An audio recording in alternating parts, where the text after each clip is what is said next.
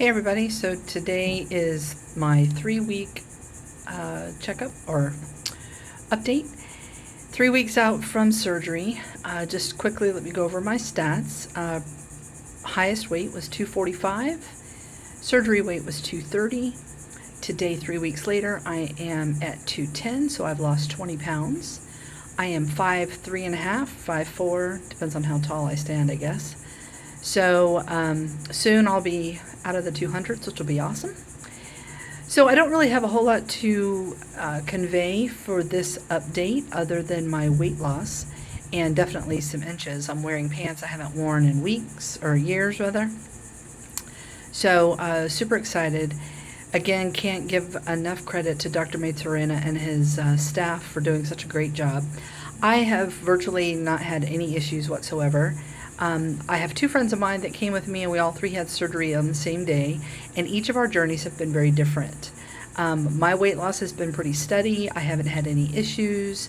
I'm staying well hydrated, and I'm able to tolerate foods a little better than they are. However, what I've learned is that you just can't compare your journey to anyone else's, because it's going to be completely your own. And even though the 3 of us went on at the same time, we went on the same day, we had the same doctor, we've done all of the things together, our journeys have still been very different.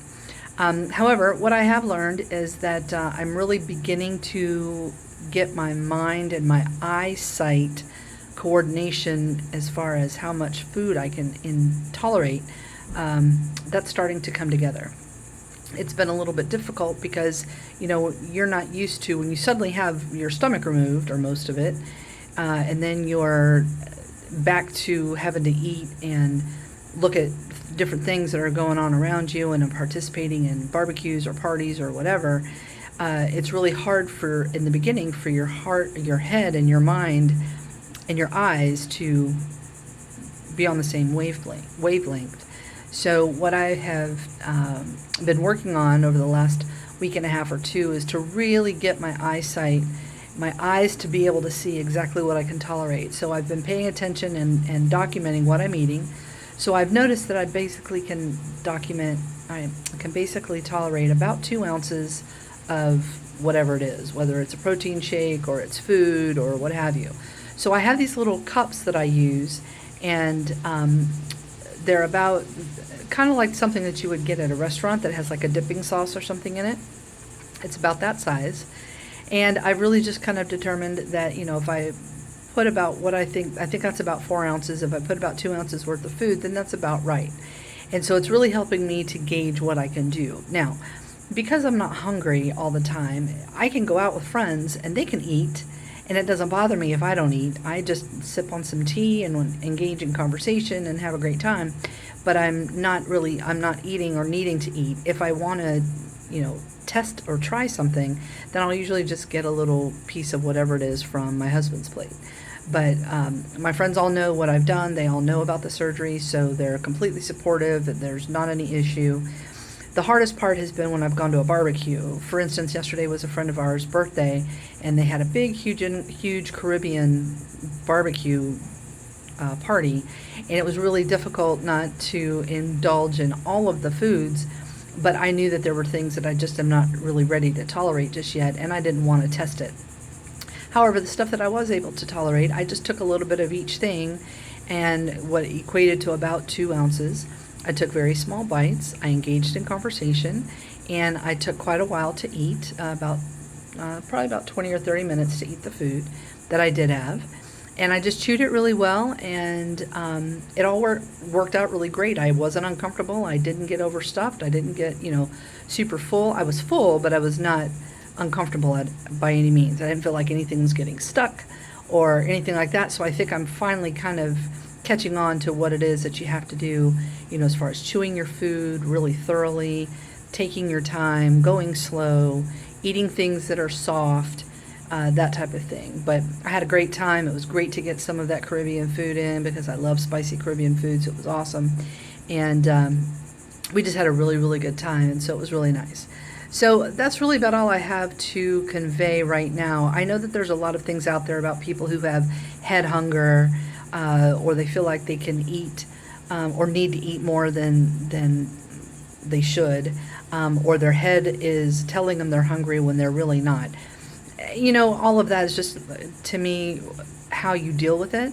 I don't have a lot of willpower, I'll be the first to say, but I will tell you that since the surgery, it has helped me quite a bit to be able to stay on track. Now, I do know that you can gain weight, and that head hunger thing can really interfere. So it's just how you prepare your mind and wrap your mind around what you've done, because the changes I'm making right now, even though they may be slow in my, food choices or things of that nature, these are changes that I'm having to make for a lifetime because I don't want to gain weight. So I'm on the loser's bench right now. This is where I want to stay until I get my body to where I want it to be, and then I just want to maintain. Now, maintaining for me is, within 5 pounds of whatever that final weight will be. But you have to really commit to making lifelong changes. No longer can you eat the way that you used to. If you do this surgery and you go through all of these things and then you go right back to the way you were eating before, then you're only defeating your purpose. And that's not why I invested this money or time into doing this. I invested this money and time so that I could get my body down to the weight that I want it to be and keep it there. So make sure that you're really working on changing your mindset and working to deal with whatever emotions or issues that you have, because those will all come back to haunt you if you don't deal with them. And, keep hydrated, keep water with you, or tea, or unsweetened tea, or something that you can sip on every few minutes, because that also helps in eliminating that head hunger, because a lot of times you might just really be thirsty rather than hungry. And if you're able to sip on something on a regular basis every few minutes, which is what I do, I take the cup with me everywhere I go. Even if I go to a restaurant, I take it with me. So, getting into those kind of habits and really getting your brain to function in a manner that coordinates with the body that you want to have, that's probably the best advice I can give you. But everybody's different, so how you get there is going to be different than how I'm getting there. But just keep watching these videos, not just mine, but everybody else's, and learn as much as you can, and get yourself on board with some type of a program where you can really work on, your mind, and get your mind to wrap around the fact that you're going to be a smaller person, you need less food, that you're going to want to stay there for the rest of your life. All right, so that's about all I've got for today. I hope you guys are having a great weekend. Have a good week, and I'll talk to you next week.